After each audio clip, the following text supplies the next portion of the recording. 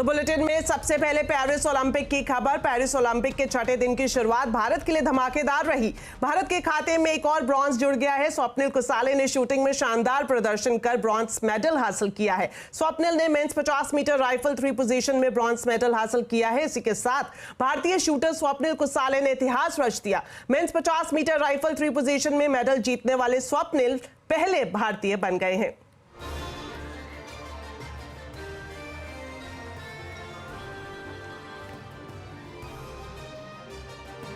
प्रधानमंत्री नरेंद्र मोदी ने स्वप्निल को पदक जीतने पर बधाई दी है। पीएम ने सोशल मीडिया साइट एक्स पर पोस्ट करके लिखा कि स्वप्निल का यह प्रदर्शन असाधारण है और ये इसलिए भी खास है क्योंकि स्वप्निल इस श्रेणी में पदक जीतने वाले पहले भारतीय एथलीट भी हैं। आज पदक जीता है। यह पदक हमें सारे देशवासियों के लिए समर्पित किया है। उन्होंने आज हमें गर्व है कि स्वप्निल का एक स्वप्न था कि मुझे ओलंपिक में पदक जीतना है। अपने परिवार के लिए, गांव के लिए, सारे देशवासियों के लिए उसने पदक जीता है। हमें सभी लोगों को इसका गर्व है, अभिमान भी होता है। बहुत बहुत खुशी हो रही है। मेरा बच्चा आज ओलंपिक का मेडल मिला। हमारा महाराष्ट्र का क्रीड़ा प्रबोधिनी में उसका जन्म हुआ और 2017 के बाद वो मेरे रेलवेज में आया और रेलवे का भी आज हमारे सब खिलाड़ियों ने उसको मैं बता नहीं सकता, इतना सुख मिल रहा है कि हमारे नासिक क्रीड़ा प्रबोधिनी, पूना महाराष्ट्र का गवर्नमेंट का इतना शूटिंग रेंज, ये सिर्फ पैदा हुआ था ओलंपिक का मेडल लाने के लिए। आज उस सब की खुशी मिल रही है। हम कोचिस को तो हमारा बच्चा है, उसका जीतना तो हमारे लिए सबसे सुखमय है। तो आपने देखा कि देश के साथ साथ जो स्वप्निल का परिवार है उसमें भी खुशी की लहर है। बात करें शूटिंग की, तो शूटिंग में आज भारत की झोली में एक और ब्रॉन्ज आ गया है, लेकिन आज मुक्केबाजी और तीरंदाजी से निराशा हाथ लगी है। निखत जरीन विमेंस 50 किलोग्राम भार वर्ग के प्री क्वार्टर फाइनल से बाहर हो गई है। वहीं प्रवीण जाधव तीरंदाजी के एलिमिनेशन राउंड से हारकर बाहर हो गए हैं।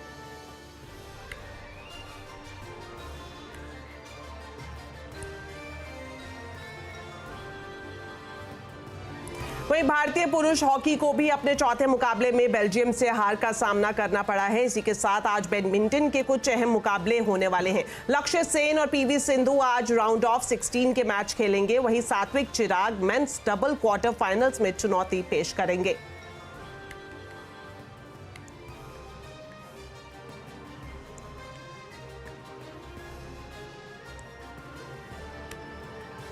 तो पेरिस ओलंपिक में शानदार प्रदर्शन दिखाकर सरबजोत सिंह वापस अपने वतन लौट आए हैं। आज सुबह सरबजोत का दिल्ली एयरपोर्ट पर शानदार स्वागत किया गया।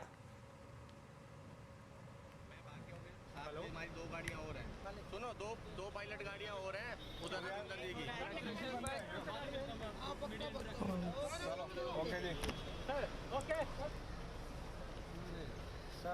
चलिए अब बात करते हैं बाजार की, जहां आज जोरदार जोश रहा और निफ्टी ने 25,000 के माइलस्टोन को पार कर लिया। निफ्टी ने 24,000 से 25,000 का सफर तय करने में 24 सत्रों का वक्त लिया है। निफ्टी की इस कामयाबी पर चर्चा करने के लिए अब हमारे साथ है होम्स फटाकिया। तो होम्स, बताएं निफ्टी की सिल्वर जुबली का सफर कैसा रहा?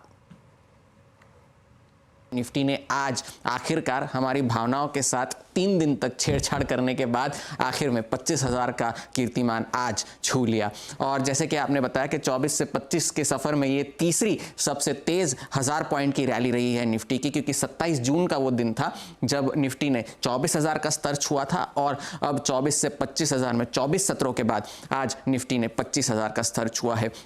तो अब आप देखेंगे कि सितंबर 2023 में निफ्टी ने पहली बार 20,000 का स्तर पार किया था और 10 महीनों के अंदर हमने 5,000 पॉइंट्स की एक श्रेणी जोड़ी है। अब दिसंबर 2023 में हमने 21,000, जनवरी में 22, मई में 23, जून में 24 और आज हमने 25,000 का स्तर आखिर में पार कर ही लिया है निफ्टी ने। सो आप देख सकते हैं 10 महीनों में हमने ये स्तर छुए हैं। अब देख सकते हैं तेज जो 1000 पॉइंट्स की रैली रही है, 16 से 17,000 के बीच का जो सफर था उसमें 19 सत्र लगे थे जो 23 से 24 जो पिछले महीने हमने 24,000 का स्तर छुआ था उसमें 23 सत्र लगे थे, आज हमने 24 सत्रों में छुआ है। और 21 से 22 तक का जो सफर था जनवरी में जो हुआ था उसमें हमने 25 सत्र लगाए थे 1000 पॉइंट्स की रैली में। तो आप देख सकते हैं कि जो हाल फिलहाल की जो रैलीज हुई है वो बहुत छोटी 1000 पॉइंट्स की रैलीज रही है। कौन ऐसे स्टॉक्स है जो कंट्रीब्यूट कर रहे हैं? ONGC टॉप कंट्रीब्यूटर 25% का उछाल। ये हम कंपेयर कर रहे हैं 27 जून की क्लोजिंग से, जहां पर हमने पहली बार 24,000 का स्तर पार किया था।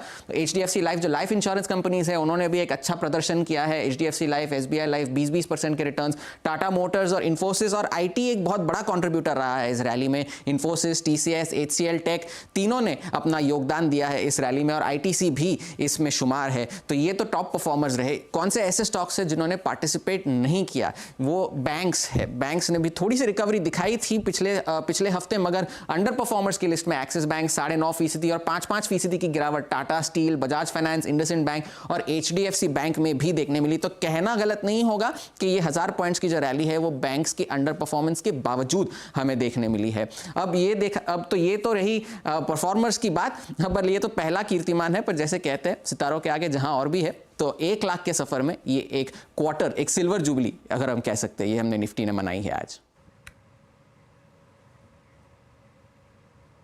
शुक्रिया होम से इस पूरे एनालिसिस के लिए। तो रिकॉर्ड ऊंचाई के बाद बाजार में मुनाफा वसूली रही। सेंसेक्स निफ्टी ऊपरी स्तर से फिसल कर बंद हुए, वहीं निफ्टी बैंक भी ऊपरी स्तर से फिसल कर बंद हुआ। मिड कैप स्मॉल कैप शेयरों में बिकवाली रही। आज के बाजार की डिटेल्स लेते हैं सुमित मेहरोत्रा से। तो सुमित, सबसे पहले जानना चाहेंगे आज की हाइलाइट्स। देखिए, आज भारतीय बाजारों में शुरुआत तो रिकॉर्ड स्तर पर हुई। बढ़िया 25,000 के ऊपर मार्केट्स ने आज क्लोजिंग भी दी और 25,000 का दहलीज को हमने पहली बार पार भी किया। हायर लेवल से थोड़ी बहुत बिकवाली जरूर आते हुए दिखाई पड़ी और प्रॉफिट टेकिंग जो ऊपरी स्तरों से आई उसमें कुछ हैवी वेट्स का पार्टिसिपेशन होता हुआ दिखाई पड़ा। लेकिन लास्ट आवर में थोड़ी बहुत बैंक्स में खरीदारी थी, थोड़ी बहुत IT में खरीदारी थी। मेटल में शुरुआत सही थी, बाद में प्रॉफिट टेकिंग आते हुए दिखाई पड़ी। कुछ हद तक PSUs पार्टिसिपेट कर रहे थे। अदानी ग्रुप में बाइंग थी, ऑटो की सिलेक्टिव कंपनियां खरीदारी में थी। इस तरह से मार्केट्स कामकाज कर रहा था। हालांकि आज ब्रॉडर मार्केट्स में बिकवाली थी, इसीलिए आज एडवांस डिक्लाइन में डिक्लाइन ज़्यादा दिखाई पड़ेंगे। एडवांस के कंपैरिजन में जो लगातार एडवांसेस तेजी में थे वो अब एडवांसेस थोड़ा बैकफुट पर जाते हुए दिखाई पड़े। तो लेकिन ओवरऑल एक अच्छा दिन, जबकि भारतीय बाजारों में रिकॉर्ड लेवल्स बने और रिकॉर्ड लेवल्स बनने के बाद थोड़ी सी मुनाफा वसूली हायर लेवल से आते हुए दिखाई पड़ी। सुमित, ये भी बताएं कि किन सेक्टर में तेजी और कहां कमजोरी रही? देखिए, पहले निफ्टी के टॉप गेनर्स को देख लेते हैं, जहां पे पावर ग्रिड, कोल इंडिया, ONGC, HDFC बैंक कुछ ऐसे नाम थे जहां पे आज खरीदारी बनते हुए दिखाई पड़ी। एक अच्छा मूव इनमें देखने को मिल रहा था। इसके अलावा कुछ और नामों में आज प्रॉफिट टेकिंग थी। M&M में, जहां पर कल नंबर्स आए थे। उसके बाद Tata steel, hero MotoCorp, Britannia, कुछ ऐसे नाम जहां पर कुछ हद तक बिकवाली का दौर बनता हुआ दिखाई पड़ा। मिड कैप में से आज oil India, BSC, Lupin, Syngene, ये कुछ ऐसे नाम थे जहां पर खरीदारी थी। इनफैक्ट फार्मा आज बढ़िया तेजी के साथ कामकाज कर रहा था। गिरने वाले शेयरों में Zee entertainment, ACC, IDBI, Dixon tech, कुछ ऐसे नाम जहां पर प्रॉफिट टेकिंग या बिकवाली बनते हुए दिखाई पड़ी। F&O में पावर ग्रिड लीड कर रहा था, कोल इंडिया लीड कर रहा था, गोदरेज कंज्यूमर और टाटा पावर यहाँ पर खरीदारी देखने को मिली। गिरने वाले शेयरों में बिरला सॉफ्ट, नंबर्स के और कनकॉल के बाद ACC, डिक्सन और इंडिया मार्ट, कुछ ऐसे नाम जहां पर आज थोड़ी बहुत बिकवाली आज के सत्र में आते हुए दिखाई पड़ी। शुक्रिया सुमित इस पूरे मार्केट अपडेट के लिए। तो चलिए अब बात करते हैं दिल्ली NCR में कल देर रात हुई तेज बारिश की, जिसकी वजह से लोगों का हाल बेहाल हो गया है। जगह जगह पानी भर जाने की वजह से लोगों को आने जाने में काफी दिक्कतों का सामना करना पड़ रहा है। मौसम विभाग ने अगले 2 दिनों तक हिमाचल और उत्तराखंड के लिए जो है रेड अलर्ट जारी किया है। मौसम विभाग के DG M मोहपात्रा से बातचीत की हमारे संवाददाता असीम मनचंदा ने। हमारे साथ इस वक्त मौसम विभाग के DG M मोहपात्रा। सर, सबसे पहले तो दिल्ली के बारे में बात करना चाहेंगे। दिल्ली में कल काफी बारिश हमको देखने को मिली। क्या ये क्राउड बर्स्ट की स्थिति थी और क्या वजह रही इस बारिश के पीछे? दिल्ली में पास्ट 24 आवर्स में स्पेशली कल रात को इंटेंस हैवी स्पेल रिकॉर्ड हुआ है और इसका जो रेनफॉल रेट था इसको देखें तो लगभग 5 से 7 सेंटीमीटर रेनफॉल रिकॉर्ड हुआ है। जो पीरियड था 5:30 to 8:30 इवनिंग के पीरियड में, और पर घंटा 5 से 7 सेंटीमीटर बारिश रिकॉर्ड हुआ है। इसको हम एक्सट्रीमली इंटेंस स्पेल बोलते हैं। जब रेनफॉल अमाउंट कोई 1 घंटे में 10 सेंटीमीटर प्रति घंटा से ज़्यादा हो जाता है, इसको क्लाउड बर्स्ट बोला जाता है। सो ऐसे कोई क्लाउड बर्स्ट कल दिल्ली में रिकॉर्ड हुआ नहीं है। और टोटल अमाउंट ऑफ रेनफॉल आप देखेंगे दिल्ली में जो हुआ है heavy to very heavy rainfall record हुआ है। आगे की क्या स्थिति है? क्या अगले 2 दिन के लिए रेड अलर्ट जारी किया है? अभी हम दिल्ली के लिए रेड अलर्ट जारी नहीं किए हैं, मगर जैसे कि हिमाचल प्रदेश, उत्तराखंड वगैरह एरिया में हम कुछ इलाका में, कुछ डिस्ट्रिक्ट्स में रेड अलर्ट जारी किए हैं, क्योंकि जो मानसून ट्रफ है वो धीरे धीरे नॉर्थवर्ड शिफ्ट हो रहा है वेस्टर्न एंड में, और जब मानसून ट्रफ नॉर्थवर्ड शिफ्ट होता है, वेस्टर्न हिमालयन रीजन के आसपास पहुंच जाता है, वहाँ बारिश बढ़ जाता है। ऑलरेडी ये एक्टिविटी शुरू हो चुका है, कल से एक्सट्रीम हेवी रेनफॉल रिकॉर्ड हुआ है हिमाचल प्रदेश, उत्तराखंड में। अगले 3 दिन तक ऐसे एक्टिविटी जारी रहने का हम पूर्वानुमान किए हैं। सर, हिमाचल में भी कहा जा रहा है कि क्लाउड बर्स्ट हुआ है, काफी बारिश वहां पर देखने को मिली, वहां भी ऐसी कोई स्थिति नहीं? हिमाचल में एक्सट्रीमली हेवी रेनफॉल रिकॉर्ड हुआ है, और जो डाटा हमारे पास अवेलेबल है इसके हिसाब से कोई क्लाउड बर्स्ट का डेफिनेशन फुलफिल नहीं कर रहा है, मगर एक्सट्रीमली इंटेंस स्पेल रिकॉर्ड हुआ है हिमाचल प्रदेश में और उत्तराखंड में।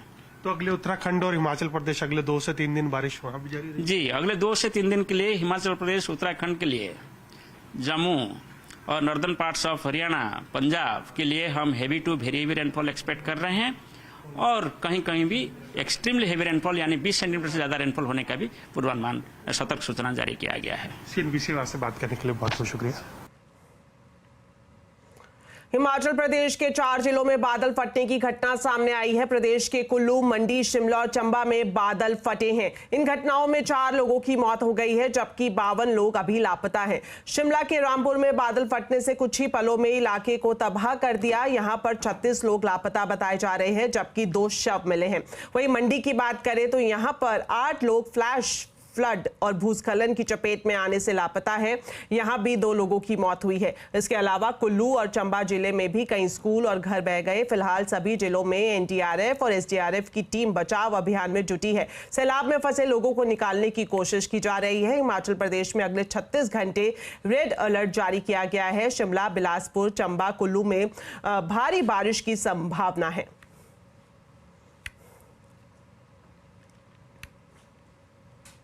केरल के वायनाड में तेज बारिश के बाद लैंडस्लाइड से मरने वालों की संख्या 276 हो गई है, जबकि 200 से ज्यादा लोग अभी भी लापता हैं। 130 लोग अस्पताल में भर्ती हैं। Drone, NDRF, SDRF, sniffer dog के साथ रेस्क्यू ऑपरेशन जारी है। भारी बारिश के कारण रेस्क्यू ऑपरेशन में दिक्कत आ रही है। आज फिर से मौसम विभाग ने वायनाड में बारिश का रेड अलर्ट जारी किया है। डिजास्टर मैनेजमेंट टीम ने फिर से कुछ जगहों पर लैंडस्लाइड का खतरा भी जताया है। फिलहाल अब तक 1592 लोगों को बचाया जा चुका है और 3000 लोगों को राहत शिविर में भेजा गया है। इस बीच राहुल गांधी और प्रियंका गांधी चुरलमल्ला पहुंचे। लैंडस्लाइड से सबसे ज्यादा नुकसान यहीं हुआ है।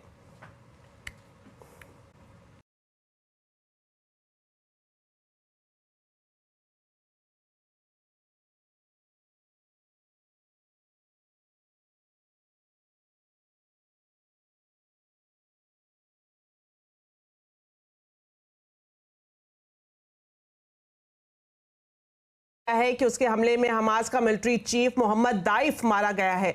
इजरायली सेना ने दावा किया है कि गाजा के खान यूनिस में 13 जुलाई को फाइटर जेट से हमले में दाइफ मारा गया। मोहम्मद दाइफ की मौत की खबर काफी समय से चर्चा में थी, लेकिन इजरायली सेना की तरफ से इसकी पुष्टि आज हुई है। हमास के 3 बड़े लीडर थे जिन्होंने इजराइल पर हमले में बड़ी भूमिका निभाई थी। इस्माइल हनिया और मोहम्मद दाइफ की मौत के बाद अब हमास में यहया सिनवार ही सबसे बड़ा नेता बचा है। कल ईरान की राजधानी तेहरान में हमास के पॉलिटिकल चीफ इस्माइल हनिया को एक मिसाइल हमले में मार गिराया गया था। इसके बाद से ईरान और इजराइल के बीच जंग का खतरा मंडरा रहा है।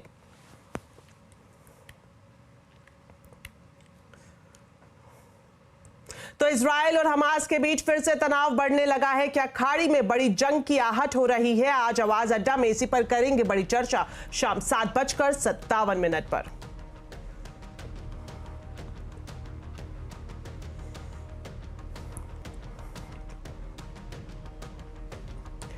क्रिप्टो एक्सचेंज वजीर एक्स में साइबर चोरी के बाद अब इसके यूजर्स के सामने एक और दुविधा आ गई है। वजीर एक्स ने इस नुकसान को सभी यूजर्स में बराबर बांटने का प्रस्ताव रखा है, यानी जिस यूजर के टोकन चोरी नहीं भी हुए उन्हें भी इसका खामियाजा भुगतना पड़ेगा।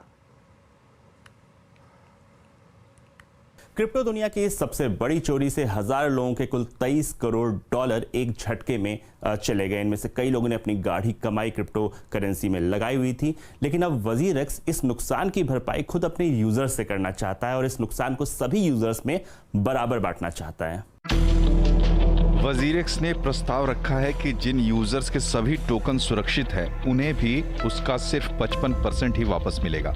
बाकी के 45% को लॉक कर दिया जाएगा और इसका इस्तेमाल बाकी यूजर्स के नुकसान की भरपाई में होगा। इसके लिए वजीरक्स यूजर से एक ओपिनियन पोल कराने जा रहा है। इस प्रस्ताव पर 3 अगस्त तक वोटिंग होगी। इस प्रस्ताव को अधिकतर यूजर्स सही नहीं मान रहे हैं और सोशल मीडिया पर अपना गुस्सा निकाल रहे हैं। ऑफ कोर्स इस पूरे इंसिडेंट से इम्पैक्ट तो पड़ा है इकोसिस्टम पे, specially it comes at a time when users मतलब when the crypto market is seems like कि इट्स अबाउट टू एक्सप्लोड, वापस मार्केट रैली आने वाली है। And over the last couple of years काफी सारे यूजर्स ने जो 2 साल में जितना पैसा उनका अटक गया था उस पर अब धीरे धीरे करके प्रॉफिट्स आके बढ़ा है। तो पीपल वर थिंकिंग कि यार they will start reaping profits, and at a point in time when something like this happens is actually disheartening to the entire industry. तो बाकी कस्टमर जिनके टोकन नहीं चोरी हुए उनको क्यों परेशान करा जा रहा है? बिल्कुल भी क्रिप्टो मार्केट से सेटिस्फाई नहीं जो भी हुआ है, और वजीरक्स से तो बिल्कुल ही, जिसपे सबसे ज्यादा ट्रस्ट था, सबसे ज्यादा सिक्योर मानते थे उससे तो बिल्कुल भी नहीं। यूजर्स के गुस्से के बाद वजीरक्स के फाउंडर निश्चल शेट्टी को आखिरकार ये कहना पड़ा कि ये पोल आखिरी रास्ता नहीं है और एक्सचेंज बाकी विकल्पों पर भी विचार कर रहा है। Please don't be of the opinion that this poll is the only solution, or this is the only way that we are going to implement the path forward. We want to first hear all of you, and that's exactly what we are trying to do. हालांकि ये cyber चोरी वजीरक्स पर हुई है, लेकिन इसका खामियाजा बाकी क्रिप्टो एक्सचेंजेस को भी उठाना पड़ रहा है। एक और लीडिंग एक्सचेंज CoinDCX के को फाउंडर सुमित गुप्ता ने सोशल मीडिया प्लेटफॉर्म X पर लिखा कि जिस तरीके से वजीरक्स इस मामले को हैंडल कर रही है उससे नुकसान पूरे इकोसिस्टम को होने जा रहा है। इस नुकसान की भरपाई वजीरक्स को अपने रिसोर्सेज से करनी चाहिए, ना कि अपने यूजर्स के जरिए। और साथ ही जिस तरीके से ये पोल डिजाइन किया गया है वो कंपनी के हितों की रक्षा करता है, ना कि यूजर्स के। वजीरक्स ने अपने पूर्व पार्टनर बाइनेंस से मदद मांगी है। बाइनेंस के पास वजीरक्स के 8 करोड़ डॉलर के WRX टोकन हैं। देश में क्रिप्टो करेंसी को लेकर कोई लीगल फ्रेमवर्क नहीं है। सरकार भी समय समय पर लोगों को क्रिप्टो करेंसी से दूर रहने की सलाह देती रही है। यही कारण है कि इस साइबर चोरी से प्रभावित यूजर्स ना तो सरकारी अथॉरिटीज के पास जा पा रहे हैं और ना ही उन्हें एक्सचेंज से कोई मदद मिल पा रही है। रोहन सिंह, दिल्ली। तो चलिए, मेरे साथ इस बुलेटिन में इतना ही। आप खबरों पर अपडेट रहें, CNBC आवाज से जुड़े रहें हमारे सोशल मीडिया हैंडल्स के जरिए। नमस्कार।